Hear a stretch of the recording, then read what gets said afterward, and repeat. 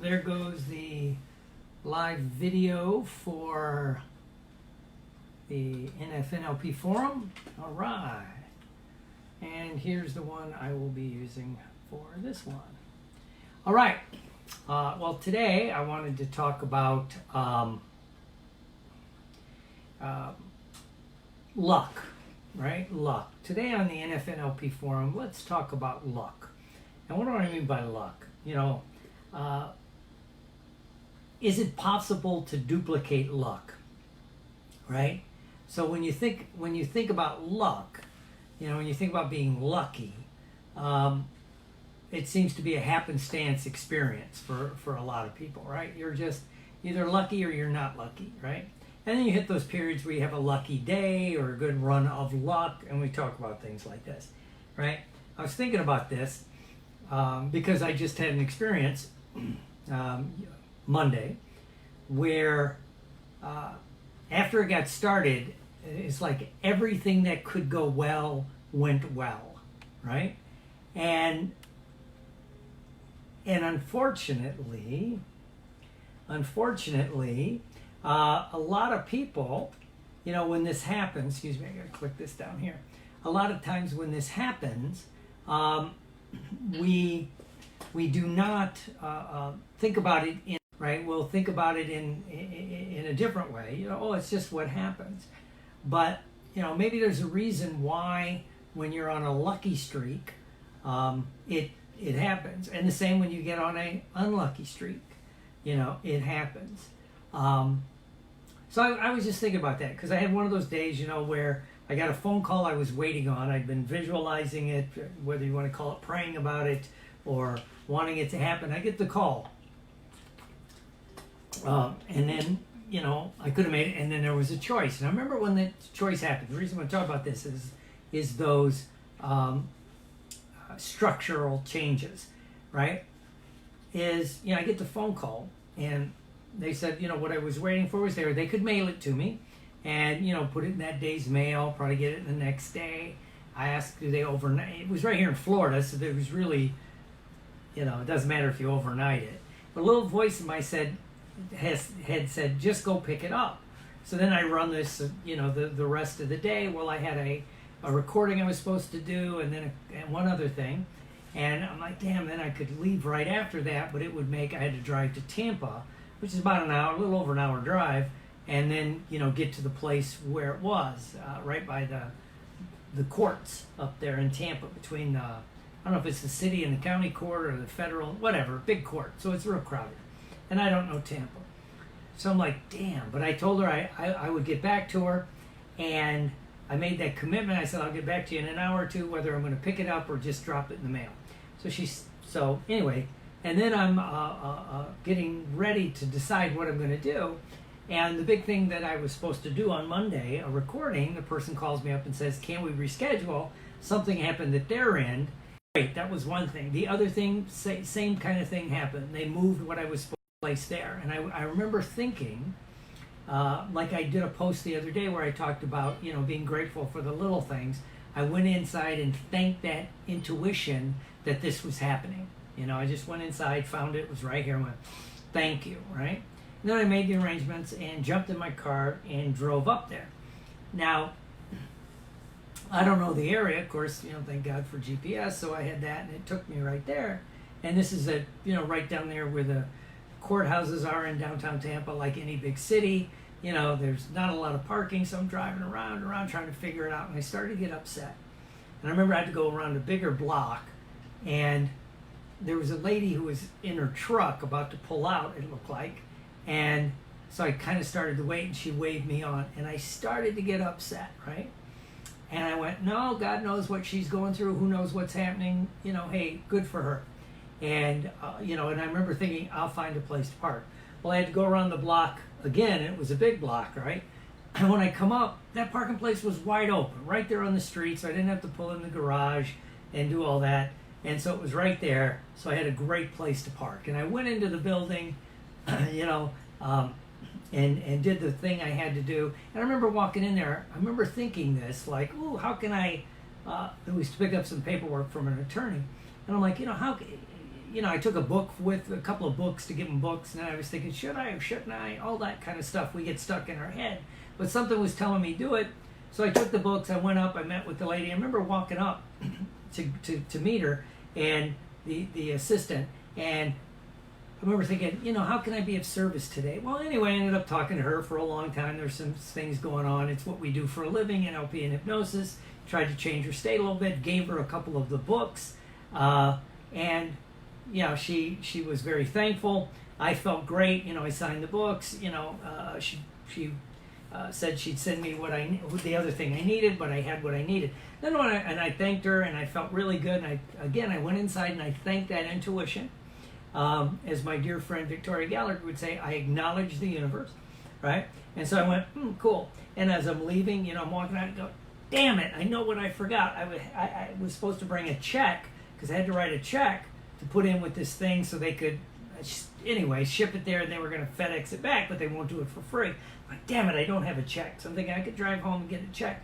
Or I went, I'll just go to the post office and buy a money order. And right when I said that, I looked up, and there's a bank, which I happen to have a bank account with, and I went, dude. And I walked in, and I had the kind of bank account. I said, I need to get a money order. And they pulled it up, and they said, oh, yeah, with your account, it's free, as a disabled veteran. So I'm like, cool, I need this money order. So there's one down. So I signed it, and it was actually really cool because it was all filled out for me, put it in the envelope, sealed it up. And then I went, damn, now you got to find a post office. And again, this is downtown Tampa. I don't go there. I go to St. Pete more than I go to downtown Tampa. So I'm like, damn, where's the post office? So, I went again, thanked the universe. There was the bank. Thank you. And I was thinking everything's falling into place. And also at the bank, they had a gourmet coffee set up, right? So I had my nice cup of gourmet coffee as I'm waiting on my checks. I'm like, this is going great. And after I sealed the envelope up, thanked the ladies, tried to get them to laugh, and again, thinking, how can I be of service? And then I go, I gotta find a post office so I can actually get it in the mail now.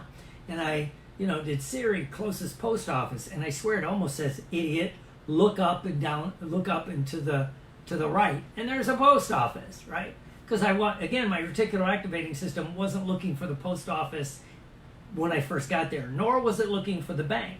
But again, some of this is in neurology by being open to it, saying what I wanted, and there it was. Because if I hadn't done that even about the bank, I might have missed the bank. It was right there. It was on the corner. But how easy do we get that perceptual blindness? Same with the post office. I went in, I dropped the package off, chatted with the guy for a moment. Everything's going good.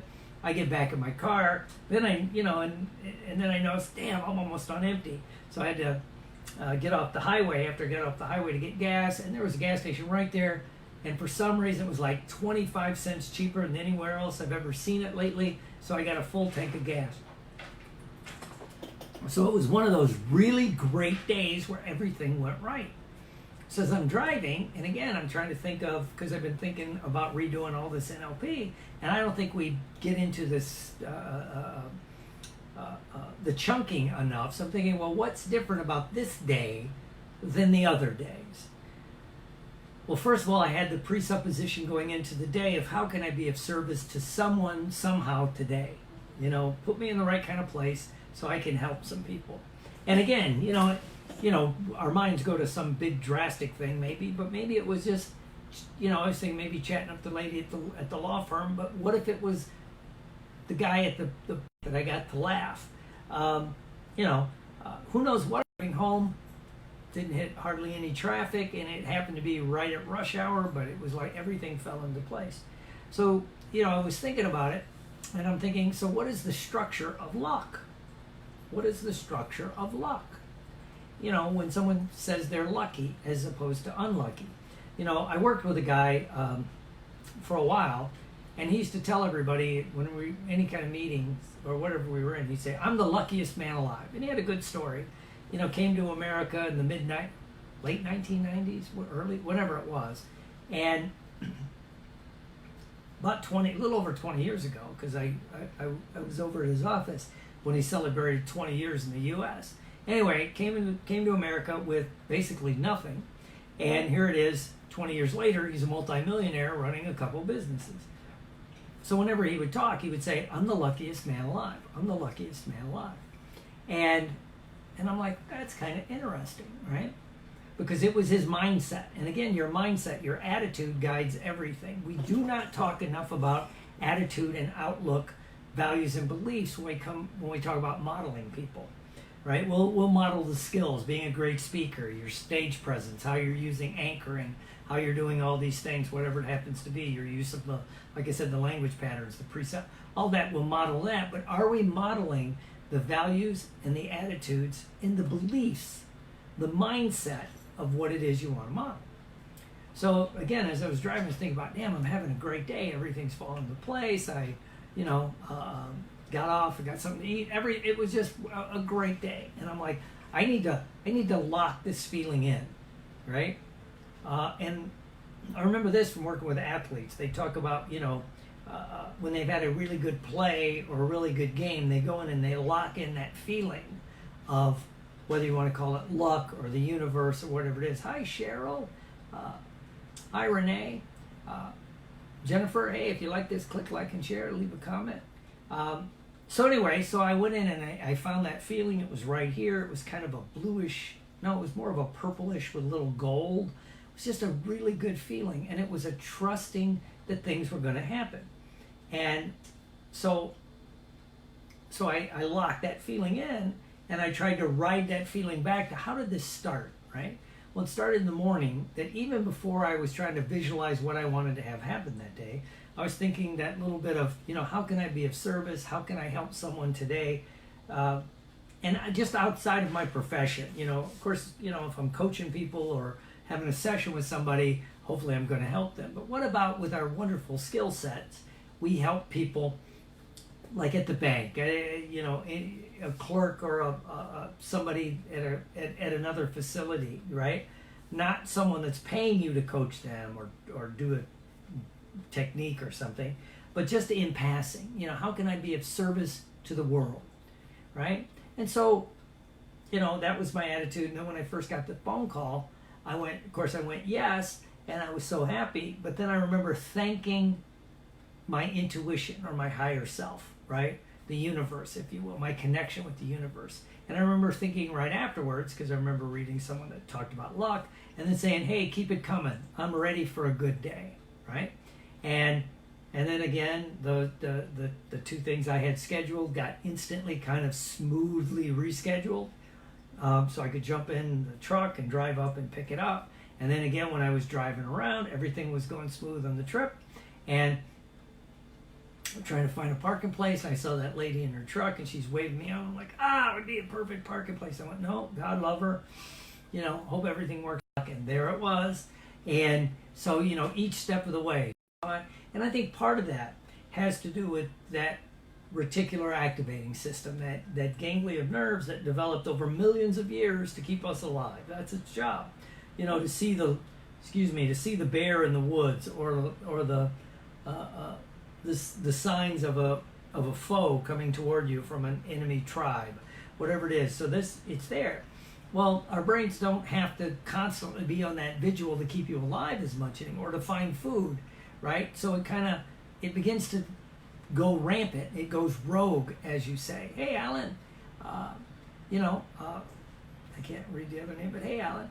So, so it goes rogue. So it starts finding shit to piss you off. It starts finding things to make you upset. That's what we do. Watch the news. Again, the news is all what's wrong. People are dying.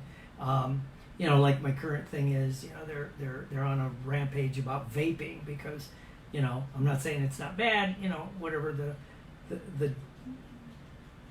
the amount of damage that's coming up with vaping. And I'm sitting there watching one thing, and it was a news article. One of the few times I was walking by and there's the news, and whatever it was, a couple of deaths and all this. I'm sitting there thinking, yesterday 100 people died of opioid overdoses.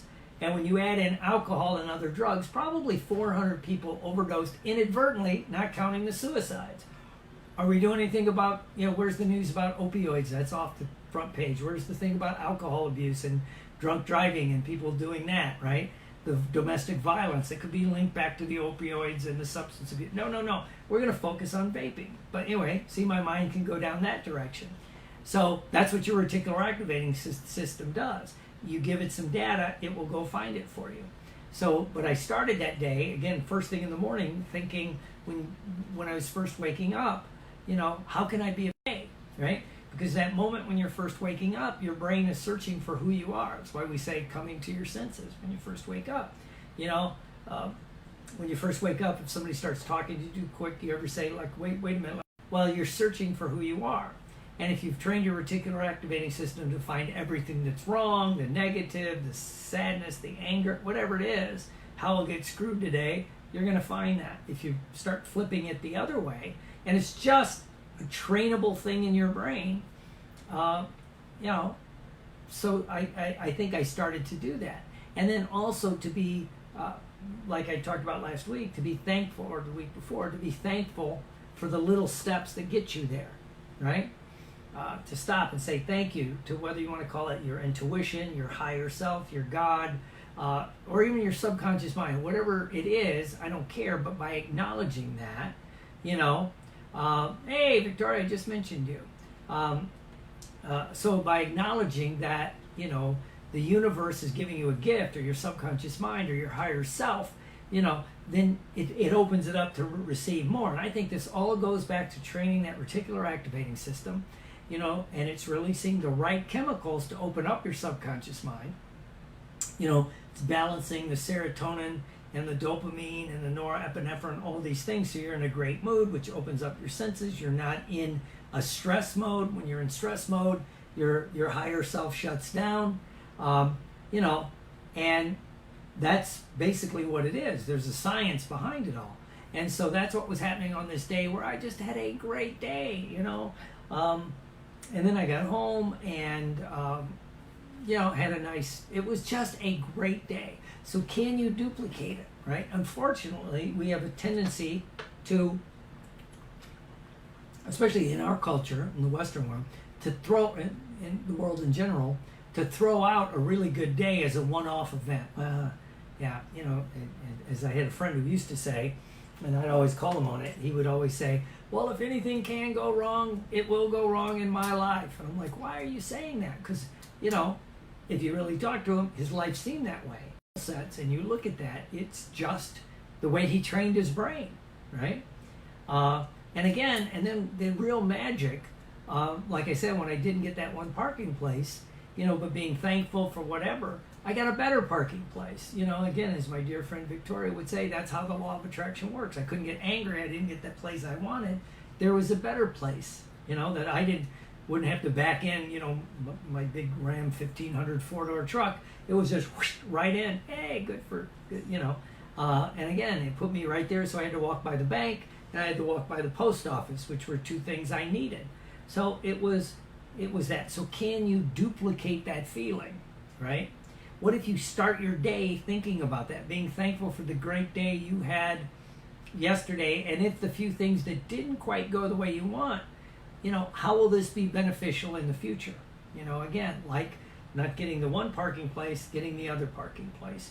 We can all tell the stories about, you didn't get this one job, but because you didn't get that job, you were open to go get this really good job, your boyfriend, girlfriend, significant other, or insignificant other broke up with you, and you were heartbroken because you didn't get what you wanted, but because then you were single, it opened it up so you could go get a better relationship, whatever it happens to be. So I just wanted to talk about that today. I didn't have much to talk about. Been kind of busy lately with trainings, and everything's going great. I got a training coming up in Atlanta. I'm redoing the basic NLP 2020. But it's going to give you a better vision, right? And that's going to be in Atlanta in January. Of course, next week I go to Oregon to do like an NLP, like an intensive.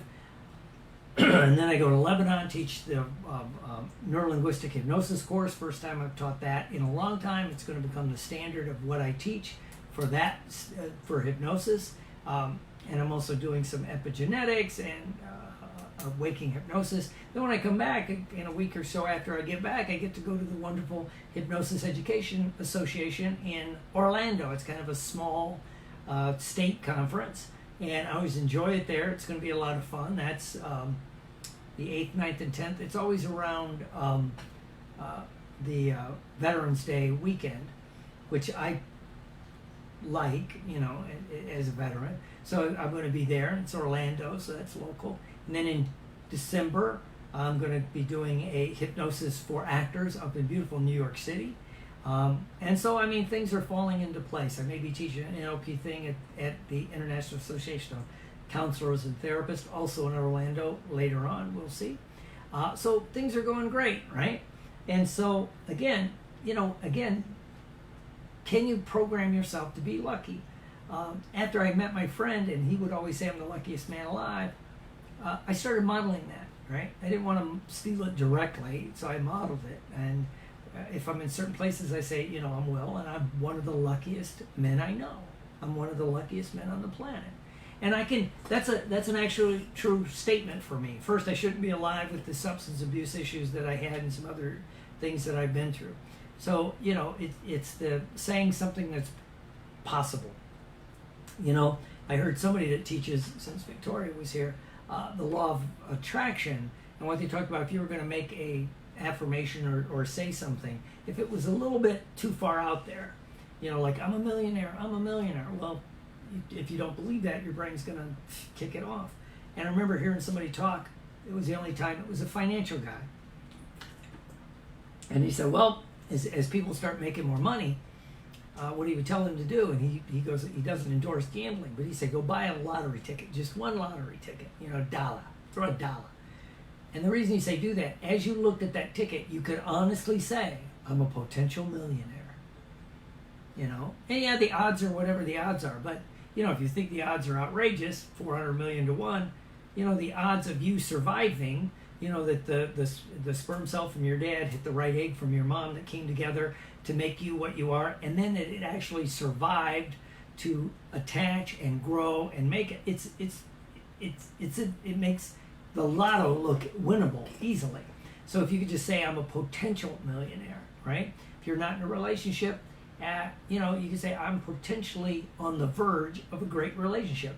That's a softener for your mind. It slips by that reticular activating system again, because if you just say I'm a millionaire, your reticular activating system will go, well, not according to your bank account, not according to your credit cards, right? But the fact your brain understands language, because language is the words are the language of the mind, feelings are the language of the body.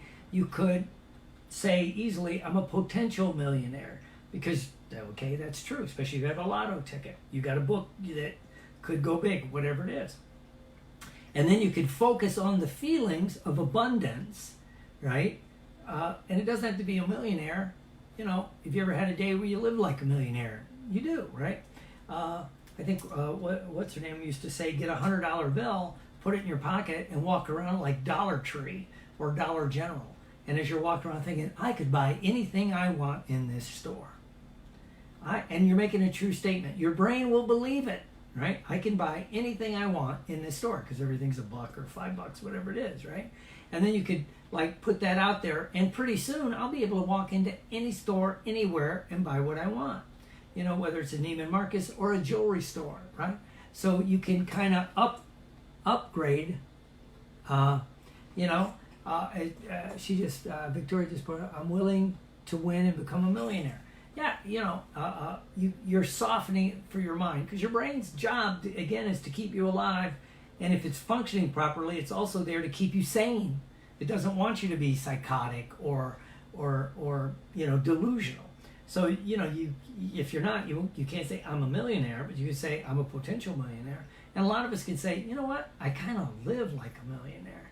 If you have even a lower middle class lifestyle right now in the United States, you live like a millionaire did in the 1800s. There's food, you can go do things, whatever it is. So, you're I don't say tricking your brain, you're using how your brain actually works to help you make the changes that you want, right?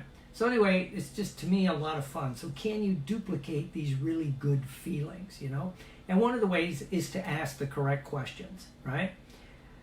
How can I be a better person today? How can I be a better husband, father, psychologist, therapist, trainer, whatever it is? How can I be better? Because the other thing your brain's always doing, especially your frontal cortex, is it has to answer the question, right? So if you ask, how can things go wrong today? Oh, it will show you, right?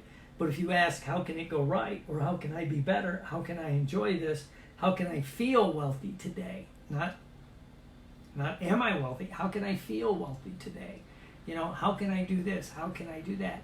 If you do these things, your brain begins to change. So again, I'd like everyone, especially on my NFNLP group, to think about, can you codify what luck is? You know, and again, it's one of the reasons I think hard science doesn't like what we do, because there's no just set thing. You know, we got 10 people, and we start talking about how they know they have luck. We're going to have 10 different variables. We're going to have different ones. You know, Monica will have one, Marshall will have another one, Victoria, whatever. We'll all have different variables.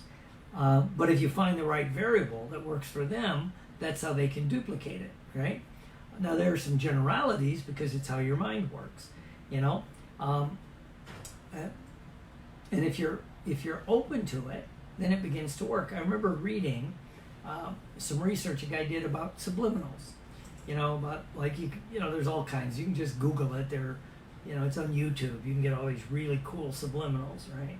I'm a millionaire. I'm healthy. Whatever it is, they have literally rock stars one, magic mind. There's these, and they're free. You can just download the things, right? And to them, they might have visual, but but he said right before you listen to it, you need to take a few moments to open up your mind to say, I can accept all of the commands or suggestions or affirmations, however you want to word it, that fit with what I'm doing right now. I accept and ignore whatever would work for you. So when I'm listening to what I'm thinking, I can let this in and let it begin to work if it's aligned with what I need. And then and again, it's all about what's plausible.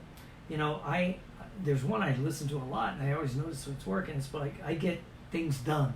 It's little like just commands of I get things done. A little bit of music, but it's just over and over again. I put it on in the background in my headphones while I'm cleaning the barn. Before I do a Facebook Live or before I do something, it just plays in the background. And then when I'm working out, I listen to one about being in great shape. It plays through my headphones very low because I can hear the music from the health club, which is fine for me, right? So it's kind of, again, I'm accepting those. So again, can you duplicate luck?